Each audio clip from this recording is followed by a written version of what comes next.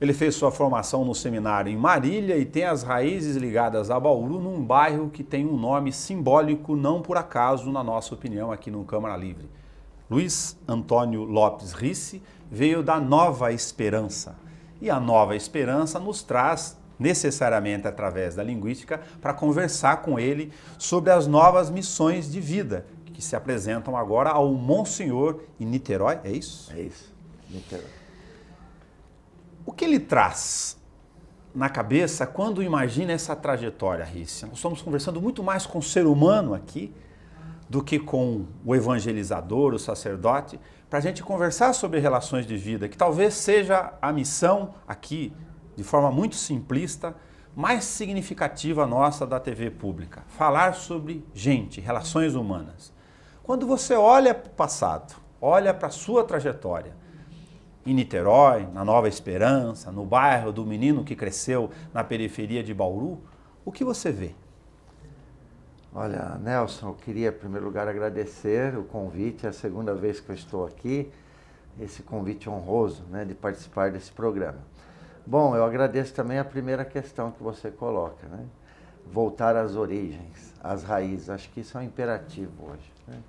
Jamais perder as raízes. Então, como você disse, eu cresci na Nova Esperança, estudei em escola pública, gostava muito de futebol e na época nós não tínhamos acesso a lugares para a prática do futebol. Então, quando tinha um terreno meio assim vago, nós aproveitávamos para construir um campinho, fazia as traves lá de bambu, que era difícil conseguir bambu também. Enfim, os brinquedos eram todos improvisados. E essa foi a minha infância, né? O estudo, a convivência com os amigos, a família, também a participação na comunidade que lá tinha, a comunidade de São Miguel, que ainda se encontra, né? A participação na catequese, na perseverança. Até na semana passada me encontrei com a minha catequista, e a dona Carmen, que reside em Marília, tem 82 anos, ela dava catequese para nós, depois levava a gente para jogar futebol e nos acompanhava no futebol. E eu recordava, diante da filha dela, que a casa dessa catequista era sempre aberta, né? Então são exemplos que nós carregamos e que tudo isso ajuda na formação do nosso caráter e que certamente vão me acompanhar por toda a vida. E Nova Esperança, ainda ontem eu falava na missa, esperança, né? É um tema que está aí na ordem do dia, diante de tantas situações adversas, né? Manter a esperança. E ontem uma jovem me perguntava: padre, o que fazer para manter a esperança? Eu falei para ela: rezar, né? A oração e ter um olhar mais otimista para as coisas, né? Então, e para os fatos. E eu acho que a esperança hoje é um tema fundamental. Se acaba a esperança, acaba o sentido da vida. E residir e ter crescido na Nova Esperança me leva a ser uma pessoa portadora de esperança, e é isso que eu peço a Deus, que eu seja um sinal de esperança em Bauru, em Niterói, por onde eu passar. O senhor falou sobre origens e raízes, aí a apreensão já me trouxe naturalmente com a vivência do nosso novo mundo. E o jornalista vive sob conflitos sociais, é um desaguadouro desses conflitos sociais, não em geral, de questões que não foram resolvidas, muitas delas individualistas do dia a dia, mas o fato é que ele vive sobre essa imersão de conflitos quase todo o tempo. E algumas questões são naturais de serem colocadas no dia a dia. Por que o novo jovem, a nova geração, é colocada por parte, por exemplo, dos psicólogos e dos cientistas sociais como distantes da realidade e da compreensão da origem? Nós estamos falando de falta de afeto, é além disso? O que nas nossas gerações, de certa forma, por privilégio e sorte, fez diferença em relação aos meninos que não estão tendo o mesmo futuro hoje? De fato, hoje falam em geração Y, Z, a nossa geração é anterior, né? E acho que eu já mais ou menos coloquei isso na pergunta anterior. Era muito forte na nossa infância as relações, né? Então nós não tínhamos ali o celular, o videogame, né? Então nós tínhamos que construir os nossos brinquedos, precisávamos dos outros para jogar futebol, então um ia chamar o outro, né? Então isso era muito forte. Hoje nós temos tudo na mão, né? Então a criatividade já cai um pouco, né? E hoje os brinquedos, nós não precisamos muito das relações, né? E as relações se enfraquecem, né? Isso pode levar a um individualismo, a um isolamento, né? Então eu acho que a questão cultural, todo o progresso que nós tivemos, atinge diretamente, porque nós tínhamos que criar condições. Hoje as condições já são dadas, né? E nem sempre uma criança que recebe tudo muito fácil, né? E depois, para ela saber lidar com isso e se abrir mais para as relações, pode ser um caminho mais difícil do que aquele que nós fizemos. Mas eu acho que mesmo essa geração Y e Z, né? Mesmo essa geração que nasceu já com o mouse na mão, com o celular, essa geração também tem os seus valores, né? E a gente tem que aceitar essa mudança. Eu acho que cada um a seu modo, na sua época, não adianta um saudosismo do passado, né? Mas nós temos essa geração, os jovens hoje são mais sensíveis com a questão ecológica, por exemplo, né? Uma sensibilidade maior com a questão ecológica, ambiental, animal.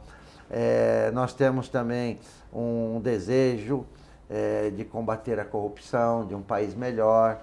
Então nós temos outras formas de militância também e de relações. Hoje as relações não são tão personalizadas, são mais virtuais, mas não deixam de ser relações, né? É lógico que o ideal seria que as relações fossem mais personalizadas. Mas de uma maneira ou de outra, acho que cada um no seu tempo, na sua época, pode deixar o seu legado, dar a sua contribuição, sobretudo para a construção de um país melhor, um mundo melhor. E as tensões que você colocou no início, hoje também eu não sei se a geração nova ela foi educada para lidar com as tensões, né? E as tensões são inevitáveis em qualquer ambiente. Você citou o ambiente jornalístico, né? Mas onde existe ser humano, existem tensões, né? Então, como é que a gente lida com tudo isso sem sofrer demais, né? Sem sofrer demais e levar assim, e dar um encaminhamento para uma tensão, para uma situação difícil, um encaminhamento que seja o mais humano possível, né? Isso, a gente cita inevitavelmente a questão da influência da era tecnológica sobre as novas gerações, e aí, entre as questões que são postas, entre as várias possíveis, escolhendo os nossos recortes aqui, nós temos um paradoxo, então, porque nós temos um acesso a um mundo muito mais rápido, fácil, ferramentas disponíveis, contatos, a ideia de aldeia global, só que ao mesmo tempo uma individualização das relações? Sim, concordo plenamente, né? Esse acesso fácil pode levar, sim, a um fechamento, a um individualismo, né? Então nós precisamos monitorar bem isso, esse é o paradoxo. Mas, porém, eu acho que também há elementos positivos, como eu disse, né? Há elementos positivos. Precisamos estar vigilantes, né? Eu acho que o progresso tecnológico tem que ser acompanhado pelo progresso humano e ético. E essa é a questão, né? Será que o progresso humano tem a mesma velocidade do progresso tecnológico, né? Porque hoje fala-se tanto em humanização de tudo. Humanização da saúde, humanização das profissões. Isso quer dizer que a gente perdeu um pouco isso, né? Então, estamos preocupados, porque não estão fazendo. Né? Por que a gente perdeu? Por que nós precisamos fazer cursos de humanização? Então, a questão é como conciliar progresso tecnológico, progresso científico com progresso humano e ético, respeitando, então, sempre esse princípio da inter-relação. Nenhum homem é uma ilha e nós precisamos dos outros. E somos responsáveis pelos outros. A essência do papel da igreja, nesse sentido, ela, nas suas essências, não se modificou.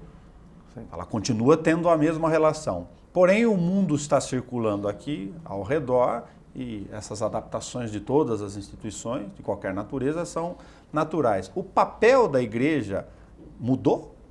Então, hoje a igreja fala em mudança de época.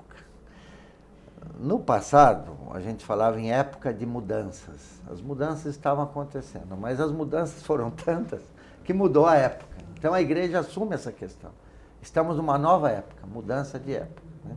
E a igreja diz assim, não podemos manter aquele esquema de manutenção, não dá mais, né? Nós precisamos ter criatividade, né? Precisamos de uma ação, né, mais evangelizadora, mais criativa, mais missionária, né?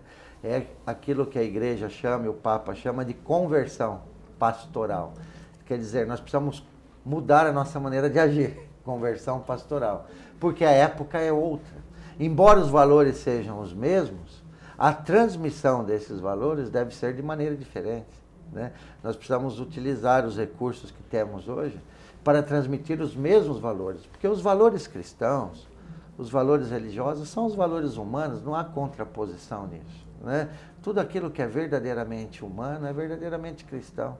Então a questão que se coloca hoje é como transmitir os mesmos valores numa linguagem mais acessível, palatável, né? De modo que a religião, a igreja, possa também dar a sua contribuição, respeitando as diferenças, respeitando a autonomia, sem nenhum tipo de fundamentalismo, sem nenhum tipo de imposição, né? Mas apresentando uma proposta que nós temos, que é a proposta cristã. Por que chegamos então a se preocupar, em especial, mais com a intolerância? Tirando o in em relação ao teó, ficaria apropriada a expressão. Há, por exemplo, em alguns segmentos, uma aversão à ideia do outro contrário ao que eu penso. Há sequer a tentativa de ouvir o que o outro tem para dizer. Olha, essa intolerância é preocupante, Nelson, porque no princípio se falava em intolerância religiosa. Isso houve na história da humanidade, em todas as religiões, né? Uma certa intolerância. Mas hoje a intolerância já saiu do campo religioso, está no campo político, social, ideológico. Até se fala hoje em pós-verdade, né? Quer dizer, hoje o que a verdade desapareceu. Eu busco alguém que pensa como eu. Se alguém não pensa como eu, esse eu excluo, eu descarto, né? Porque eu não quero entrar em confronto com uma ideia diferente da minha, né? Que absurdo, então, o ser humano é um homem social. Então, mas aí eu fiquei pensando, né, do Voltaire, eu até falei sobre ele sábado. O Voltaire dizia assim, olha, eu posso não concordar com aquilo que você diz, mas eu daria a minha vida para que você tenha o direito de dizê-lo, né? Vejam, isso no século XVI, parece até que a gente está evoluindo, né? Então, a questão da tolerância, hoje você não respeita uma opinião diferente, não sabe dialogar com as diferenças, com a diversidade. Isso é extremamente preocupante. Isso é o que nós chamamos de... A intolerância, fundamentalismo estão juntos, né? Fundamentalismo é uma fé sem razão, sem racionalidade, né? A intolerância também é o fim da racionalidade, porque uma pessoa que faz uso da racionalidade, ela tem até o gosto de discutir e de debater ideias contrárias, até para o seu próprio crescimento, né? Então, é preocupante esse momento histórico no qual vivemos.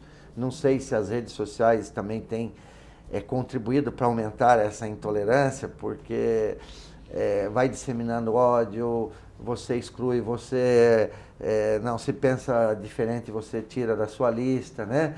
Então, eu acho que as redes sociais, elas podem contribuir para isso, mas podem contribuir para aumentar a tolerância e o respeito, né? Então, é a questão do uso que se faz, mas hoje, mais do que nunca, o imperativo da tolerância, do respeito é urgente, e nós precisamos prezar e fazer de tudo para que tenhamos, de fato, uma sociedade democrática, né? Que respeite as diferenças. Para os mais céticos, os sistemas tecnológicos de acesso, todos livres, gratuitos, são sistemas, na verdade, de dominação. Deixem eles achar que são livres e brincar sobre suas intolerâncias aqui embaixo, enquanto estou os visitando o tempo todo. É uma visão científica, talvez social? Pode ser, né? Será que somos totalmente livres, né? Então, acho que essa é uma visão mais crítica dos meios de comunicação, das redes sociais, que não está descartada, não, né? Porque esse acesso fácil que nós temos, isso custa e pode trazer benefício para alguém, né? Então precisamos ter essa visão crítica, sim. De todos os dados que a gente vê no jornalismo para fazer matéria sobre crimes no dia a dia, encontra sobre qualquer vertente 2/3 de cada 10 casos relacionados à droga.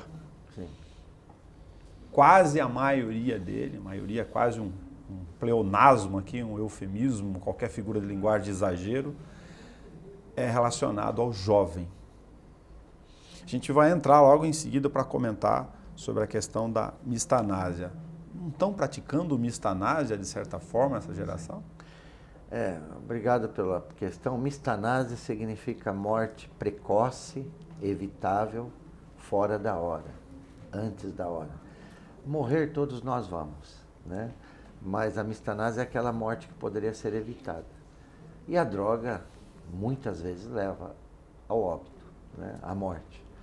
E não deixa de ser uma morte mistanásica, uma morte infeliz, dolorosa, que traz sofrimento não só para a pessoa que morreu, mas para o seu entorno, familiares e amigos, né? Então, hoje a droga é uma questão séria, né? E que atinge todas as camadas sociais, todas, famílias muito bem estruturadas, que deram todas as condições dignas de educação para um filho, o filho pode entrar na droga. E, por outro lado, não existe um determinismo aí, famílias, né, que viveram numa situação de total adversidade social, econômica, educacional, tem pessoas que conseguiram escapar da droga, né?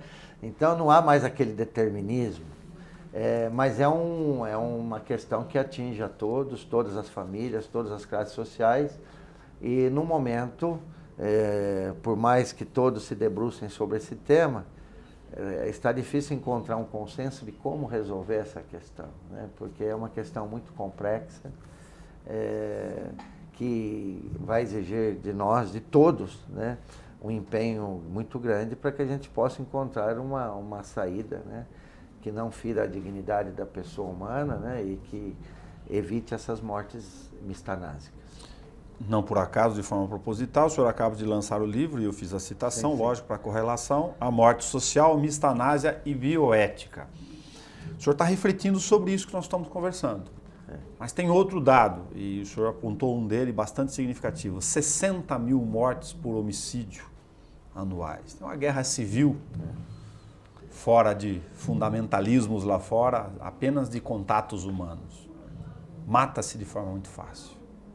É a banalização da vida, né? A banalização da vida. Esses homicídios, a violência, são mortes mistanásicas que poderiam ser evitadas, né?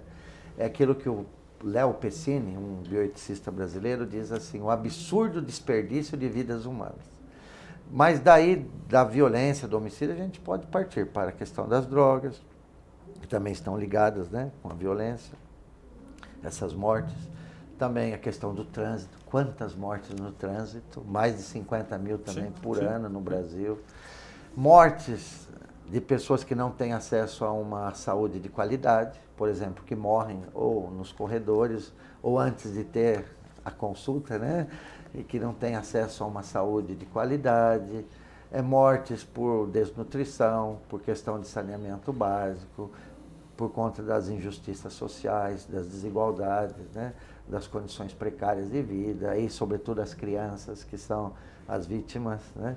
Então, são várias formas de mortes mistanásicas, né, que devem ser combatidas aí com um país mais justo, mais fraterno, mais solidário, com políticas públicas, política de segurança, enfim. Nós temos como combater tudo isso, por isso que são mortes evitáveis, dá para se combater isso. Mas às vezes falta vontade política, outras vezes falta recursos também, para que a gente possa combater esse tipo de morte, que é vergonhosa, né? É uma morte vergonhosa. A outra parte significativa desse volume, que o senhor já comentou, é própria nossa mesmo, do ser humano. Estamos matando por essa série de outras razões que estamos abordando aqui. Tem vários tipos de morte. Mesmo que o trânsito fosse calmo, mesmo que o revólver não desse os tiros, a gente continua se matando muito. A gente continua, então, isso exige de nós uma mudança de mentalidade, uma valorização maior da vida, né? O ser humano é a única espécie que mata o semelhante, né? Então, isso não é próprio da natureza humana. Por que nós chegamos nesse ponto? Aí vem novamente o tema da humanização, da educação, voltar às origens. E na Sagrada Escritura nós temos aquela expressão, e Deus viu que tudo era bom, né? Por que nós perdemos essa bondade, né? O que nos levou a essa mudança? Não seria possível voltar à nossa condição? Eu acredito na natureza humana. A natureza humana é boa, né? É lógico que o meio, a sociedade pode corromper, né? O homem nasce bom e a sociedade pode corromper, né? Dizia já Rousseau, né? Sim. Mas o homem nasce bom, né? Mas também não acredito naquela outra máxima, que o homem é lobo para o homem, né? Então, eu prefiro essa, o homem é bom. Então, vamos criar uma sociedade que faça aflorar essa bondade humana, né? Que de repente foi maculada ou foi encoberta, né, pelo egoísmo, por interesses, enfim. Mas é possível fazer, dar à luz novamente essa bondade, a nossa essência. O senhor foi estudioso durante uma boa parcela dessa peregrinação do termo ética. E temos uma sociedade passiva ou não, mas com as sangrias todas de fora em relação aos nossos problemas culturais, às nossas origens. E o jornalismo, de novo, fica esse desaguadouro que eu mencionei, uma caixa de ressonância, e a gente fica repetindo algumas das angústias. As nossas instituições estão fragilizadas, as suas instâncias todas, e ficamos olhando para cima, do ponto de vista da estrutura de poder, que temos problemas gravíssimos a serem superados. A hora que a gente olha do lado da rua, as nossas culturas de comportamento têm muito disso impregnado. A sua questão é pontual, né? Nós temos a questão macro e a micro, né? Então, é lógico que a gente tem que combater em nível macro a corrupção, as injustiças, mas isso também tem que causar em mim uma reflexão pessoal. Se eu faço esse divórcio, esse corte, essa ruptura, né, não vai haver mudança. A gente só muda a sociedade mudando as pessoas. E as instituições que estão em crise são formadas por pessoas, né? Então, mudamos as instituições ou mudamos as pessoas? Os dois, mas preferencialmente as pessoas, né? É lógico que a instituição esconde os rostos, né? Mas por trás das instituições existem pessoas. Então, a questão é como eu conjugo o combate à corrupção, também olhando para o meu comportamento, nas pequenas coisas, né? Mas ali a proporção é muito maior do que isso que eu faço, mas não importa. Jesus já dizia, quem não é fiel no pouco, não será fiel no muito. É interessante essa frase de Jesus, né? Quem não é fiel no pouco... Se fosse fazer gradação de bom comportamento. Então, né? não, é o mal de qualquer forma, e muito bem colocado. Não existe, o mal é o mal. Ou em pequena proporção ou em grande. Tá bom, em maior, causa um dano maior, mas é um mal, né? Então, eu acho que a sua questão é pontual, né? Uma revisão pessoal. Acho que o momento histórico no qual vivemos, não só o Brasil, o mundo todo, eu acho que é uma questão, é um momento oportuno para cada um fazer a sua avaliação, né? Ver o que pode ser mudado no seu comportamento primeiro, né? Olhar para nós, depois olhar para o outro. Porque é muito fácil, né? A gente vê todo mundo tem limites, né? Quem criticava hoje está sendo criticado, né? Todo mundo tem limites. Acho que essa honestidade, olha, eu também preciso mudar, né? Eu também preciso melhorar. Eu acho que essa honestidade é fundamental para a gente mudar o país. Caso contrário, a gente vai só pensar na mudança do outro e as instituições vão continuar as mesmas porque as pessoas não mudaram. Eu sei que a gente está fazendo uma série de recortes aqui e eu, durante os últimos anos, eu tive o prazer de conviver muito com a psicologia comportamental, de leitura e um pouco de estudo pessoal. E frequentemente me batia sempre com a mesma frase, com autores diferentes. A dificuldade que nós temos de nos colocarmos no lugar do outro, como princípio da relação. E aí julgamos muito. Por isso o julgamento, né? Porque a gente não se coloca no lugar do outro, né? É interessante que também Jesus criticou muito essa atitude que nós temos desde a sua época até hoje, né? Como o ser humano tem uma capacidade de julgar, né? E não se colocar no lugar do outro. Ainda mais hoje, né? Hoje, voltando às redes sociais, né? De repente alguém colocou uma frase ou uma foto, como as pessoas julgam, de repente não era nada daquilo, né? E no lugar de perguntar, ou deixou uma questão aberta, outro já leva para si como uma agressão pessoal, né?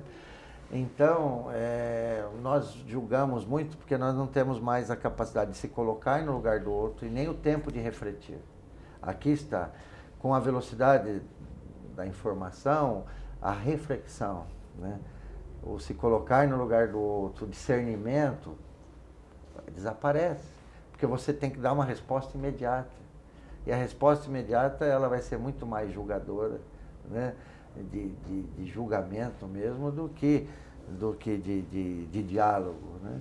Então, precisamos olhar mais para nós, precisamos nos colocar no lugar do outro e evitar precipitações, isso. Não deixar que a velocidade dos meios de comunicação nos contamine de tal modo que a gente perca a capacidade de refletir, de discernir, né? Antes de dar antes de se posicionar. Eu sempre costumo dizer, silêncio em primeiro lugar, faça silêncio, espere passar, depois você dê uma resposta, né? Nada de imediatismo, de reações, né? Hoje a gente mais reage do que pensa. E se Niterói ganha um ser humano, não só de boas relações com a nossa missão aqui na Terra, mas um ser humano reflexivo. Essa é a opinião minha pessoal e de muitos daqueles que te acompanham em sua trajetória. Como é essa questão pessoal de ser um cidadão do mundo, afinal? Porque estava antes no seminário em Marília, estudou em Roma, peregrinou por aqui, enfim, nas funções da paróquia. São Cristóvão é que está mais posta hoje na ideia da pessoa, mas essa ideia de terrenos de passagem. Niterói te espera, mas o que está dentro de você, dentro desse papel? Embora a gente tenha vontade de ter raízes, né, de fixar ali em um determinado lugar, na verdade acho que somos todos nômades, né? É bom ter uma base, ter um lugar de afeto, a família, os amigos, né? Mas essa dimensão de ser nômade, ou na linguagem teológica de ser peregrino, né? Nós estamos numa peregrinação aqui nesse mundo em direção à casa do Pai. Ninguém tem morada definitiva. Então isso me anima. Por outro lado também, é lógico, gera uma certa ansiedade, um certo receio, né? Porque estou indo para uma outra realidade, né? Para uma metrópole, vamos dizer assim, muito grande, 2 milhões e 500 mil habitantes, a Arquidiocese de Niterói. É lógico, tem essa dimensão de ser peregrino, de se colocar a caminho, né? Mas, por outro lado, a preocupação com os novos desafios. Mas eu acredito que quando Deus dá uma missão, dá os meios, né? Eu acho que isso tudo vai ajudando a gente a abrir o horizonte. Aumenta aí a nossa reflexão, esse contato com novas culturas, novas realidades, né? Isso tudo enriquece muito o ser humano. Pena que nem todos têm essa chance, né? De fato, agora eu vou ser um cidadão do mundo, porque como bispo já não vou nem mais pertencer à Diocese de Bauru. Vou pertencer à igreja depois não sei para onde vai me mandar, né? Na Diocese de Bauru eu sabia que ia transitar por aqui, né? Mas confio na ação do Espírito Santo e acho que é muito saudável esse partir, né? Porque senão a gente cria raízes, entra numa área de conforto. É muito cômodo estar aqui com os amigos, com as pessoas que a gente convive muito bem, fazendo aquilo que a gente gosta. Por isso que eu disse assim, que o meu sim dado à igreja, ao chamado para ser bispo, foi um sim assim de esvaziamento, que está na palavra de Deus. Jesus se esvaziou, né, de tudo. Então, acho que chega um momento que é importante a gente se esvaziar de tudo e partir para uma nova missão, né? E quando a gente se esvazia por amor, Deus vai preencher isso de outra maneira e da melhor maneira possível. Então, eu estou indo nesse espírito mesmo de missionário, de nômade, de peregrino, né? Para dar a minha contribuição, construir pontes e, enfim, de ser um sinal de esperança, como a gente falou no início, né? Que as pessoas tenham capacidade, então, por refração e por observação, de fazer esse esvaziamento que preenche, no fundo, porque se não tiver sentido com as relações da alma... Você captou muito bem o que eu quis dizer, é um esvaziamento que preenche. Dolorido, né? Mas ele preenche e faz você crescer, né? Do ponto de vista humano. Eu acho que é sempre bom fazer esse esvaziamento, né? Essa faxina interior, né? E deixar que Deus preencha da maneira dele. Algumas obras são físicas, para citar A Morte Social, Mistanase e Bioética, que quem está nos assistindo está me vendo com o livro na mão para ficar curioso. Dá um pulinho na Paróquia São Cristóvão, enfim, e na própria editora. Tem o livro, a editora Paulus, você vai conseguir, mas na Paróquia São Cristóvão, de fácil acesso aqui em Bauru, você consegue ter acesso. Esse eu ganhei de presente e vou ler em casa. A gente te convidou aqui por uma razão muito simples, porque a gente gosta de relações humanas e tenta fazer desse espaço uma oportunidade pública, porque essa é a missão pública, de tentar levar alguma mensagem que possa, de certa forma, tirar algumas tramelas da vida humana. Então, obrigado por contribuir conosco. Obrigado, Nelson. Eu que agradeço e peço a todos os bauruenses aí que eu sou bauruense, né? Claro. Então, e sempre nós celebramos recentemente a vitória do Bauru Basquete, né? Sim. Que levou o nome de Bauru aí para o Brasil todo. E eu, um simples bauruense também, fui escolhido pela igreja para ser bispo, então tenho muito amor à cidade de Bauru, embora parta para Niterói, mas vou continuar sendo sempre cidadão bauruense, né? E estarei em sintonia com a cidade de Bauru e peço que todos os bauruenses rezem por mim, me acompanhem nessa nova missão que a igreja me confiou, né?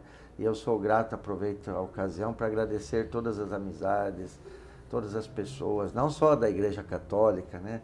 De outras denominações religiosas. Eu gostei muito de transitar no ecumenismo, no diálogo interreligioso, né? Então quero agradecer a todas as pessoas de boa vontade que fazem parte da minha vida, que me ajudaram de uma maneira ou de outra, e tudo aquilo que eu sou, né, eu devo a Deus e às amizades que a gente foi construindo, né? Eu sempre falo tudo a quatro mãos, as de Deus e as minhas.